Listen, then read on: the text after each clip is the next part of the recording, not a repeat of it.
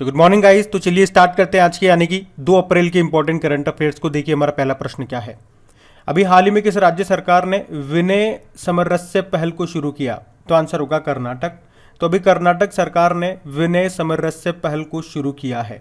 Actual में राज्य के ग्राम पंचायतों में छुआछूत को मिटाने के लिए ये एक जागरूकता अभियान है और इस योजना का नाम, इस पहल का नाम 3 साल के दलित बच्चे के नाम पे रखा गया है जिसका नाम है विनय।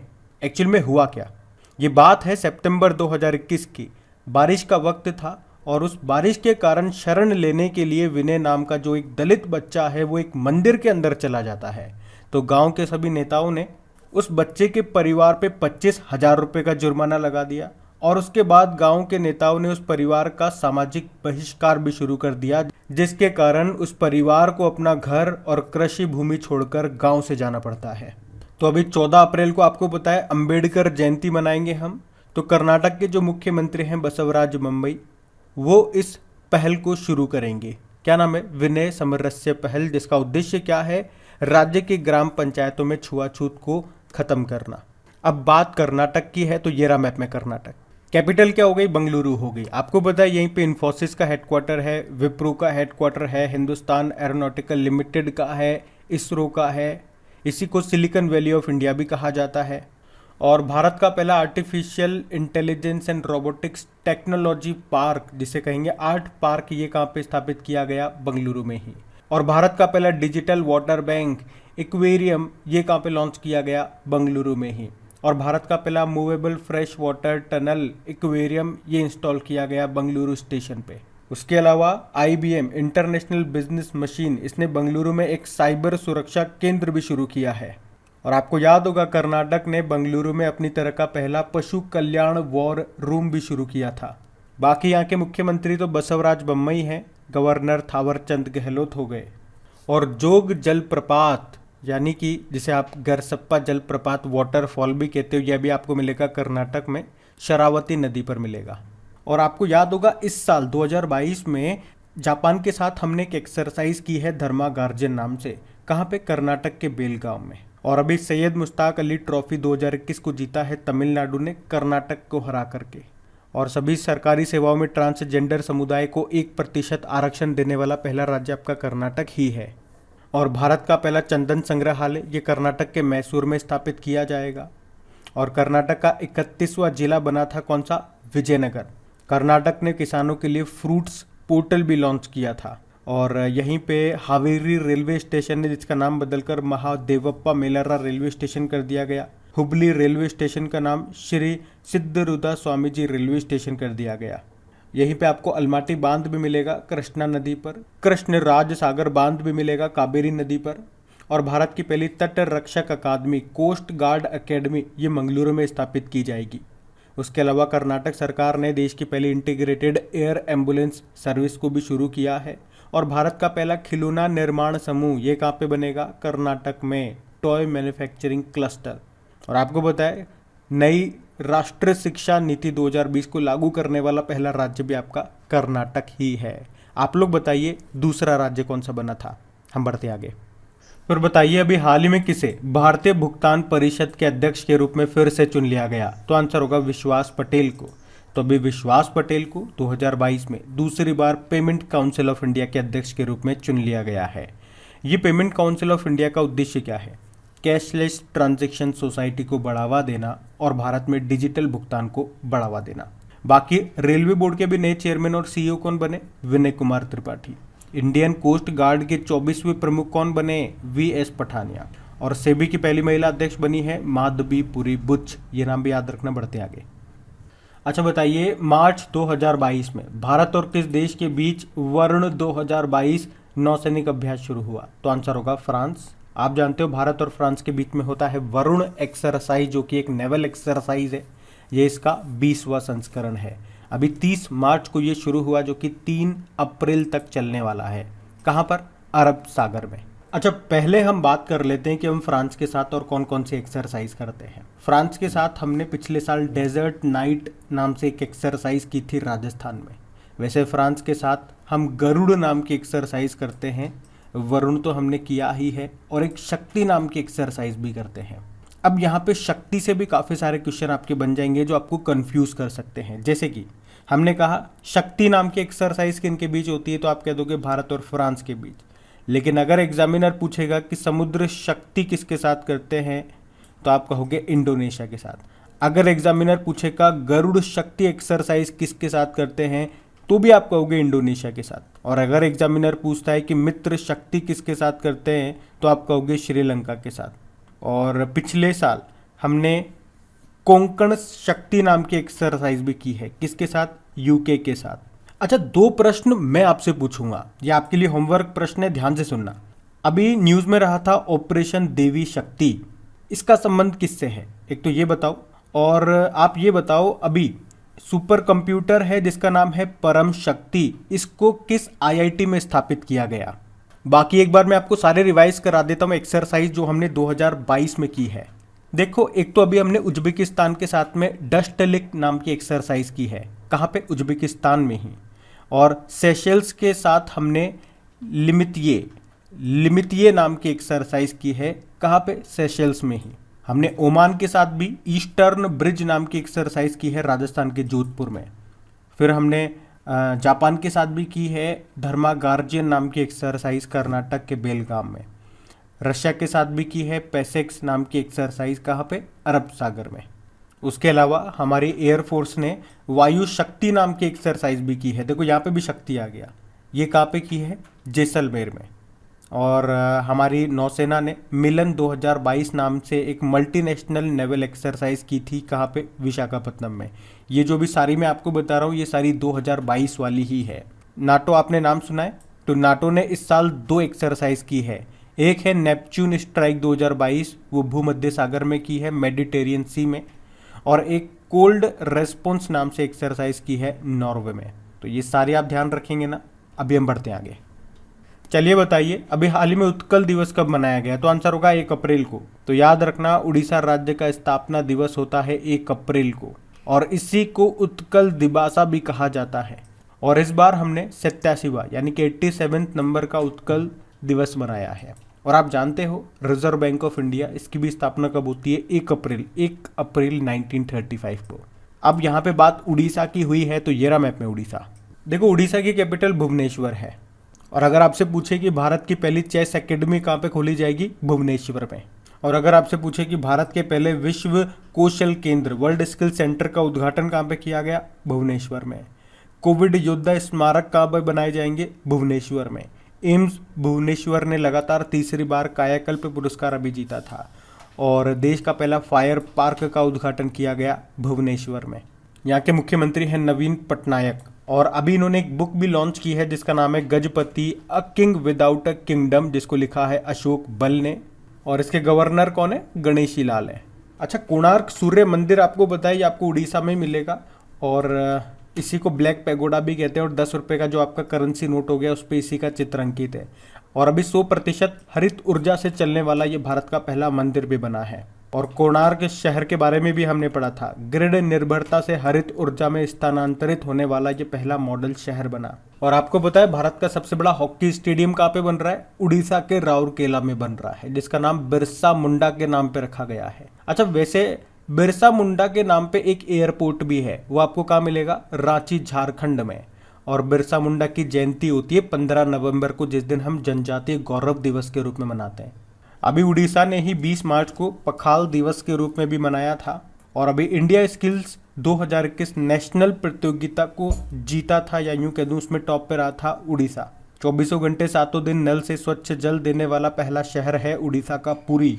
और यहाँ का क्या, भारत का सबसे लंबा dam, longest dam of India है हीराकुड डैम, जो आपको यहीं पे मिलेगा उड़ीसा में। किस नदी पर है, महानदी पर है। और उड़ीसा का एक शहर है कटक, जो कि महानदी के किनारे है। कटक में आपको बाराबत्ती स्टेडियम मिल जाएगा, जो कई बार एग्जाम में पूछा जाता है। यहीं पे आपको राष्ट्रीय चावल अनुसंधान केंद्र भी मिलेगा। और अभी उड़ीसा के कटक जिले में ही राज्य का सबसे लंबा पुल भी बना है, जिसका नाम है टी सेतु, महानदी पर है ये, जिसकी लंबाई है 3.4 किलोमीटर। अच्छा, देश के सर्वश्रेष्ठ समुद्री जिले के रूप में भी उड़ीसा का जो जिला है बालासोर, उसे सम्मानित किया गया था। और ये जो आप देख रहे हो ये है चिल्का लेक, एशिया की सबसे बड़ी खारे पानी की झील है ये, और भारत की पहली रामसर साइट भी यही है। 1981 में इसे दर्जा मिला था। इसी में आपको नलबाना पक्षी अभ्यारण्य भी मिलेगा। और कौन सी डॉल्फिन यहाँ पे पाई जाती है? इरावदी डॉल्फिन मिलती है। तो ये सारे पॉइंट आप ध्यान रखना। हम बढ़ते हैं आगे। चलिए बताइए, अभी हाल ही में किसने कतर 2022 के लिए आधिकारिक अल रिहला फीफा विश्व कप बॉल का अनावरण किया? तो आंसर होगा adidas ने। अब ये क्या है? तो ये adidas की 14 नंबर की विश्व कप गेंद है और इसे फीफा विश्व कप 2022 में इस्तेमाल किया जाएगा और इसी का नाम है अल रिहला, जिसका मतलब होता है एक यात्रा। तो इस बार की गेंद में तेजी और सटीकता होगी और ये अभी तक के इतिहास में हवा में सबसे तेजी से भागने वाली गेंद है। इस गेंद को पूरी तरह से पानी आधारित स्याही और गोंद से बनाया गया है, जो अपने आप में पहली बार है। और adidas ये 1970 से ही विश्व कप के लिए गेंद बनाती आ रही है और ये इसकी 14 नंबर की गेंद है। आपको बताएं फीफा विश्व कप 2022 ये इस साल लास्ट में होंगे। कहाँ पे? कतर में। और अभी इसका ऑफिशियल स्पॉन्सर कौन बना है? बायजूस बना है। बाकी फीफा का हेडक्वार्टर आपको ज्यूरिख स्विट्जरलैंड में मिलेगा और इसके प्रेसिडेंट है गियानी इन्फेनिटो। अच्छा चलिए आप मुझे बताइए, अभी इंडियन सुपर लीग 2021-22 का खिताब किसने जीता? हैदराबाद फुटबॉल क्लब ने। अभी senior women's national football championship ये कहाँ पे हुई थी? केरल में, जिसको जीत लिया मणिपुर ने। अभी 2023 में जो फीफा वुमेन्स वर्ल्ड कप होंगे वो कहाँ पे होंगे? ऑस्ट्रेलिया और न्यूजीलैंड में। और अभी जो 20वें AFC women's football Asian cup 2022 हुए थे, कहाँ पे? भारत में। जनवरी की बात है। इसको जीता किसने? चाइना ने साउथ कोरिया को हरा के। और south Asian football federation under 18 महिला चैंपियनशिप खिताब 2022 को किसने जीता? भारत ने। किसको हराया था? बांग्लादेश को। कहाँ पे हुआ था ये? झारखंड के जमशेदपुर में। और डूरंड कप को किसने जीता था? FC गोवा ने। बाकी कोपा अमेरिका 2021 को जीता था अर्जेंटीना ने। यूरो कप 2020 को इटली ने जीता था। तो ये सारे पॉइंट ध्यान रखना। बढ़ते आगे। अच्छा बताइए, अभी हाल ही में किस राज्य ने कैदियों के लिए व्यक्तिगत ऋण देने की एक योजना शुरू की है? तो आंसर होगा महाराष्ट्र। तो अभी महाराष्ट्र सरकार ने एक ऐसी योजना शुरू की है जो कैदियों को, उनके परिवारों को, उनके रहने की स्थिति में सुधार करने और उनके कानूनी मामलों से संबंधित खर्चों को पूरा करने में मदद करने के लिए बैंकों से 50,000 रुपये तक के व्यक्तिगत ऋण प्राप्त करने की अनुमति देता है। और यह हमारे देश में अपनी तरह की पहली पहल है। तो महाराष्ट्र राज्य सहकारी बैंक इस योजना के तहत 7% ब्याज पर 50,000 रुपये तक का लोन देगा। और याद रखना, इस प्रकार के ऋण को क्या कहा जाएगा? खावती। क्या कहेंगे? खावती कहेंगे। ये शब्द याद रखना। अब बात महाराष्ट्र की है, तो ये रहा मैप में महाराष्ट्र। देखो कैपिटल इसकी मुंबई है और मुंबई से सबसे इम्पॉर्टेंट पॉइंट आपको याद आएगा कि शुद्ध शून्य कार्बन उत्सर्जन का लक्ष्य निर्धारित करने वाला पहला दक्षिण एशियाई शहर अभी कौन सा बना था? मुंबई बना था। और कब का लक्ष्य है? 2050 का। उसके अलावा 2023 में अंतर्राष्ट्रीय ओलंपिक समिति सत्र की मेजबानी करेगा मुंबई। और भारत की पहली वाटर टैक्सी सेवा का उद्घाटन कहाँ पे किया गया? मुंबई में। बुलेट ट्रेन कहाँ से कहाँ चलेगी? मुंबई से अहमदाबाद। और बुलेट ट्रेन का पहला स्टेशन कहाँ पे तैयार हो रहा है? सूरत में। अच्छा, टॉम ट्रैफिक इंडेक्स 2021 आया था, उसमें सबसे भीड़ भाड़ वाला शहर बताया गया भारत में मुंबई को, जो कि विश्व में 5वें नंबर पर है। और विश्व में सबसे भीड़ भाड़ वाला शहर बताया गया टर्की के इस्तांबुल को। और देश का पहला ड्राइव इन वैक्सीनेशन सेंटर कहाँ पे शुरू हुआ था? महाराष्ट्र के मुंबई में। मुंबई किस द्वीप पर स्थित है बताओ? सालसेट द्वीप पर। और किस नदी के मुहाने? उल्हास नदी। मुंबई के साथ में 2 दर्रे आपको मिलेंगे, एक है थाल घाट दर्रा जो कि मुंबई को नासिक से जोड़ता है और दूसरा है भोरघाट दर्रा जो कि मुंबई को पुणे से जोड़ता है। उसके अलावा ट्रैफिक सिग्नल पर महिला की आकृति लगाने वाला भारत का पहला शहर भी बना था मुंबई। यहाँ के मुख्यमंत्री हो गए उद्धव ठाकरे, गवर्नर है भगत सिंह कोश्यारी और चीफ जस्टिस है दीपांकर दत्त। अभी आपको याद है 21वीं राष्ट्रीय पैरा तैराकी चैंपियनशिप 2022 हुई थी उदयपुर में, जिसको महाराष्ट्र ने जीता था। और अभी भारतीय सेना और महाराष्ट्र की पुलिस ने सुरक्षा कवच 2 नाम से एक संयुक्त अभ्यास किया था। कहाँ पे? पुणे में। वैसे अभी मुंबई पुलिस ने संडे स्ट्रीट पहल भी शुरू की है। तो ये सारे पॉइंट आप ध्यान रखेंगे। बढ़ते आगे। चलिए बताइए, मार्च 2022 में अदालती आदेशों को तेजी से प्रसारित करने के लिए फास्टर सॉफ्टवेयर किसने लॉन्च किया? तो आंसर होगा NV रमन्ना। पहले तो फास्टर की फुल फॉर्म देखो, fast and secured transmission of electronic records, यानी कि इलेक्ट्रॉनिक रिकॉर्ड्स का फास्ट एंड सिक्योर ट्रांसमिशन करना, मतलब अदालत के जो भी ऑर्डर हैं उन्हें तेजी से और समय पर भेजने के लिए ये फास्टर एप्लीकेशन को लॉन्च किया गया है। जैसे कि जमानत मिलने पर कैदी की रिहाई के लिए अगर ऑर्डर भेजना है तो इस एप्लीकेशन से वो ऑर्डर आप भेजिए, वो बिल्कुल समय पे पहुंच जाएगा और समय पर उस कैदी की रिहाई भी हो जाएगी।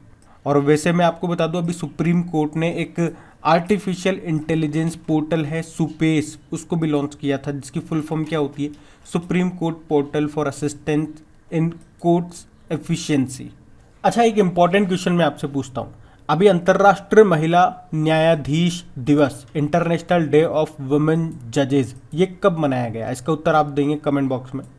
और अगर आपसे पूछा जाए हाई कोर्ट में पहली महिला न्यायाधीश कौन थी, अन्ना चांडी थी, केरल हाई कोर्ट की बात है। उसी तरह से हाई कोर्ट में पहली महिला चीफ जस्टिस रही थी लीला सेठ, हिमाचल प्रदेश हाई कोर्ट की बात है। और सुप्रीम कोर्ट में बात करेंगे तो पहली महिला जज रही है फातिमा बीवी। पहली महिला चीफ जस्टिस अभी तो कोई नहीं है, लेकिन भविष्य में हो सकती है 2027 तक, पीवी नागरत्न। वैसे आपको पता है वर्तमान में सुप्रीम कोर्ट में 4 महिला जजेज हैं, कौन कौन? इंदिरा बनर्जी, हिमा कोहली, बीवी नागरत्न और बेला एम त्रिवेदी।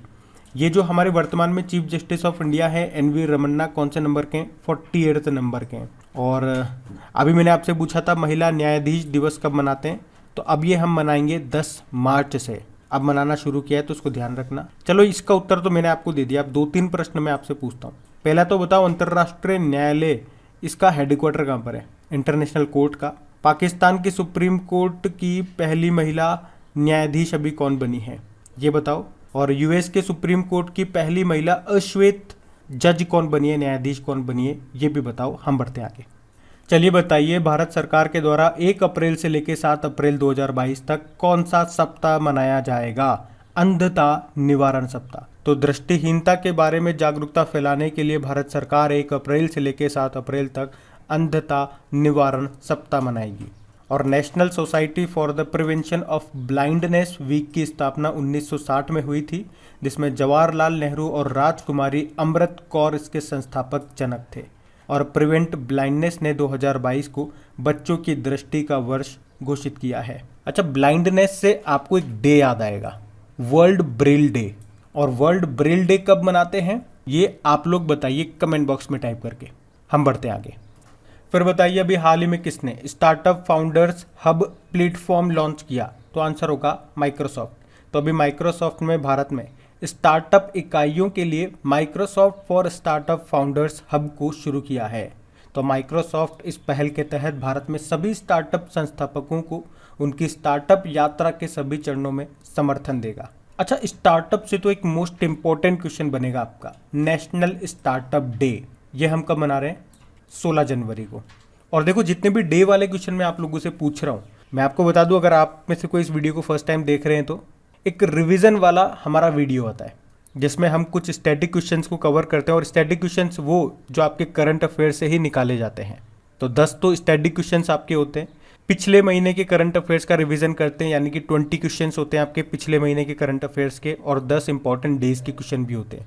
तो इन सब चीज़ों का वहाँ पर रिविज़न किया जाता है और बार बार चीज़ों को हम रिवाइज करते हैं ताकि आपको चीज़ें रट जाए, याद हो जाए। तो इसीलिए मैं आप लोगों से प्रश्न पूछ रहा हूँ, क्योंकि वहाँ पे ये चीज़ें मैं आपको कई बार बता चुका हूँ। अगर आपने वो वीडियो अभी तक देखना शुरू नहीं किया है तो उसे एक बार ज़रूर देखिएगा, उससे आपको ज़रूर बेनिफिट होगा। तो अभी मैंने आपसे पूछा नेशनल स्टार्टअप डे कब मनाते हैं, तो आंसर होगा 16 जनवरी को। और बताओ, प्रधानमंत्री नरेंद्र मोदी ने कितने का स्टार्टअप सीड फंड लॉन्च किया था? 1000 करोड़ रुपए का। वैसे फ्लिपकार्ट ने एक लीप प्रोग्राम भी शुरू किया था, जिसका उद्देश्य है भारत में स्टार्टअप्स की मदद करना। देखो, माइक्रोसॉफ्ट का हेडक्वार्टर मिलेगा आपको वॉशिंगटन डीसी में। इसके फाउंडर कौन थे? बिल गेट्स और पॉल एलन। और बिल गेट्स को अभी पाकिस्तान ने अपना दूसरा सर्वोच्च सम्मान भी दिया था, हिलाल पाकिस्तान ऐसा कुछ नाम है। और अभी इन्होंने एक बुक भी लिखी है, चलो बुक का नाम भी बताओ। और माइक्रोसॉफ्ट के सीईओ सत्या नडेला हैं। चलो बताओ, अभी एक तो सत्या नडेला और गूगल के जो सीईओ हैं सुंदर पिचई, इनको कौन सा पद्म पुरस्कार मिला है? हम बढ़ते हैं आगे। फिर बताइए, अभी हाल ही में जारी the tiger of Dras captain Anuj Nayyar 23 Kargil hero, इस बुक के लेखक कौन है? तो आंसर होगा मीना नैयर और हिम्मत सिंह शेखावत। तो मीना नैयर और हिम्मत सिंह शेखावत ने लिखी है यह बुक, जिसका नाम है the tiger of Dras captain Anuj Nayyar 23 Kargil hero. तो जो कारगिल युद्ध हुआ था उसमें विक्रम बत्रा का नाम तो आप सबने सुना होगा, पिक्चर भी देख ली होगी। तो उन्हीं के साथ में अहम भूमिका निभाने वाले थे अनुज नैयर, क्योंकि कमांडर के चोटिल होने के बाद विक्रम बत्रा और अनुज नैयर ने 2 दल बना करके दुश्मन पर चढ़ाई कर दी थी। तो उन्हीं के जीवन पर है ये बुक, जिसको लिखा है मीना नैयर, ये उनकी माँ है, और हिम्मत सिंह शेखावत। बता दूं आपको, कैप्टन अनुज नैयर, इनको सन 2000 में भारत का दूसरा सर्वोच्च वीरता पुरस्कार महावीर चक्र से भी सम्मानित किया गया था। तो अब बात करेंगे कल के वीडियो में पूछे गए प्रश्न के उत्तर की। तो कल के वीडियो में आपसे पूछा था स्टॉकहोम जल पुरस्कार 2022 को किसने जीता, तो आंसर होगा प्रोफेसर विल्फ्रेड ब्रूटसर्ट। आप सभी ने प्रश्न का बिल्कुल सही उत्तर दिया है। और गाइज, अगर सेशन अच्छा लगा है तो लाइक करके इसे अपने दोस्तों के साथ में शेयर ज़रूर कर देना। जो भी आपका व्हाट्सअप या फेसबुक ग्रुप हो गया, प्लीज़ एक बार शेयर ज़रूर करना। और इन सभी क्वेश्चंस की प्रैक्टिस के लिए इसकी क्विज बनाकर अपलोड कर दी गई है आपकी क्रैक एग्जाम एप्लीकेशन पे। वहीं पे इनकी पीडीएफ भी आपको मिल जाएगी। क्रैक एग्जाम एप्लीकेशन का लिंक मिलेगा आपको नीचे डिस्क्रिप्शन में, वहीं टेलीग्राम का लिंक भी आपको मिल जाएगा। अब ये रहा आज का आपका होमवर्क प्रश्न।